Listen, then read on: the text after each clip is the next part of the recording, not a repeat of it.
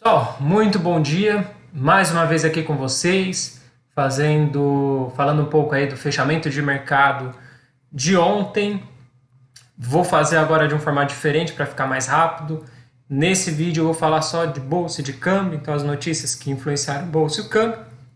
Eu faço um outro vídeo falando sobre curva de juros e renda fixa. Acho que vai ficar mais curto, é mais fácil da gente conseguir ouvir. Então vamos lá. Nossa bolsa ontem fechou numa forte queda, chegou durante o dia a perder os 100 mil pontos, mas fechou acima dos 100 mil pontos, né? Teve um momento do dia que ela chegou a cair 3%, mas fechou em queda aí de 1,46% a 100.627 pontos. Bom, principais notícias ontem, tá? Principais fatores que influenciaram essa queda do Ibovespa. Na verdade, o principal fator foi a parte política aqui no Brasil.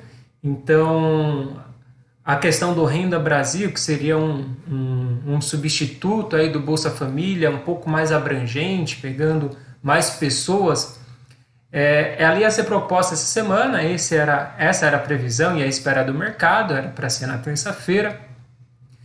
Ontem o presidente ele chegou a jogar uma água no chope do Paulo Guedes em relação a isso, falando que realmente teria que haver mudanças na proposta, ou seja, o mercado ficou mais estressado. Então a gente viu durante esses dias o mercado bastante estressado para saber se o Guedes fica, o Guedes sai, depois que teve a saída do Salim Mattari, de outras pessoas da equipe econômica. O mercado ficou com esse alerta ligado, e aí o risco de um Paulo Guedes sair para a Bolsa, o mercado vê como sendo algo bastante negativo. Então, essa questão, ela abala muito, e aí esse temor do mercado refletiu aí na nossa Bolsa, numa forte queda. A gente vai ver também no dólar, numa forte alta.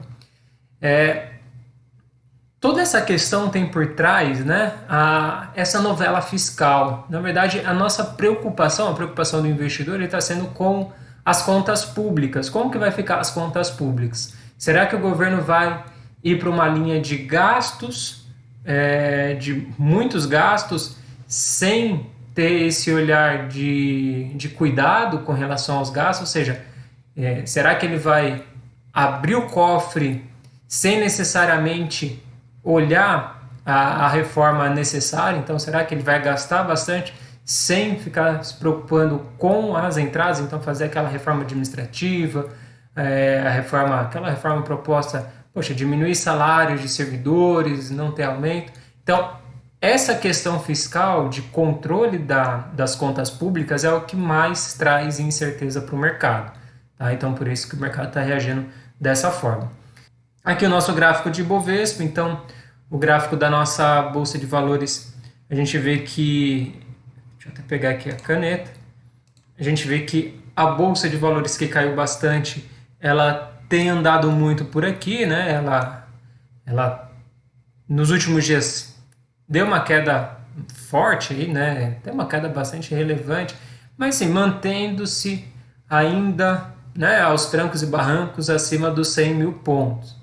Aqui a Bolsa Americana. Então eu trouxe um gráfico mais longo aqui, né, desde 2016. Aqui não dá para ver o histórico todo, mas é fato que nesse momento aqui, antes da crise, foi quando a gente teve o maior patamar da Bolsa Americana, que eu estou trazendo o S&P 500, as 500 maiores empresas americanas dentro desse índice, e nessa semana ela rompeu novamente essa máxima histórica.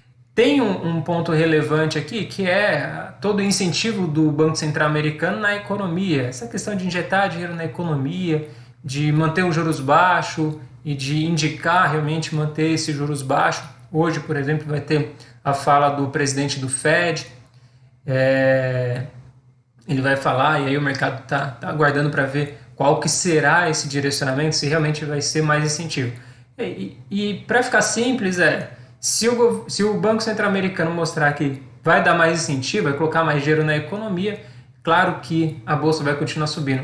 Uma forma da gente entender isso: Bom, tem mais dinheiro na mão das pessoas, as pessoas sem dívidas, né? Aquelas que têm dívidas quitam as dívidas, mas as que não têm dívidas guardam esse dinheiro lá nos Estados Unidos com os juros básicos da economia baixos, com o Banco Central mantendo os juros baixos, juros de 30 anos lá 1%, juros de 10 anos lá 1%, poucos por cento ao ano.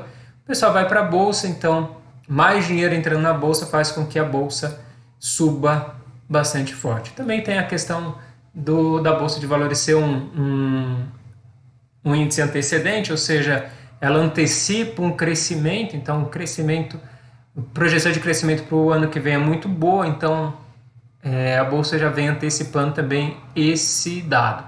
Mas fato é que lá as coisas estão bem melhores que aqui, né? Embora aqui a gente tenha tido uma recuperação boa, né, do pior momento da crise, lá a gente vê que já disparou.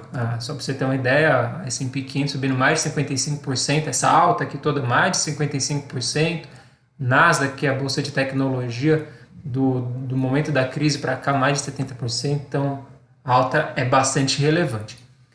E para fechar o câmbio, para fechar o câmbio é boa, né? Mas para fechar, falar um pouquinho do câmbio, o dólar voltou a ficar mais forte frente ao real, subiu na data de ontem, fechando aí o dia acima dos 5,60, né? Então, R$ 5,60 cada dólar, mais de 1,5% de alta, quase 2% de alta.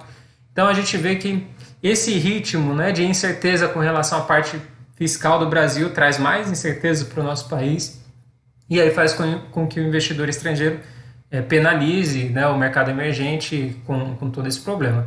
Então, apesar de a gente ter tido um movimento de queda recente, a gente deu uma disparada boa e muito influenciada nos últimos dias por esses ruídos políticos, né? Então, o país já está no meio de uma crise e já é um país que o diferencial de juros, ou seja, a diferença dos juros americano para o juro brasileiro é o menor da história. A diferença é muito pouca dos juros americano para o juro brasileiro. Aqui está 2% ao ano, lá está 1 e pouquinho.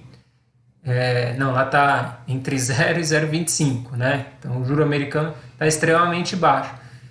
Isso já seria um fator, né? Esse diferencial de juros sendo baixo, já seria um fator do investidor correr para uma economia mais segura. Aí vem todo esse ruído político, Paulo Guedes fica, sai, política fiscal vai se consolidar ou não, vai ter reformas ou não, e aí todo esse temor faz com que o investidor saia daqui, saindo daqui, a moeda americana se valoriza frente ao nosso real. Bom, então é isso em relação a bolsas e câmbio. Vejam também, quem se interessar, o outro vídeo falando de curva de juros e de renda fixa. Obrigado, gente, e até mais.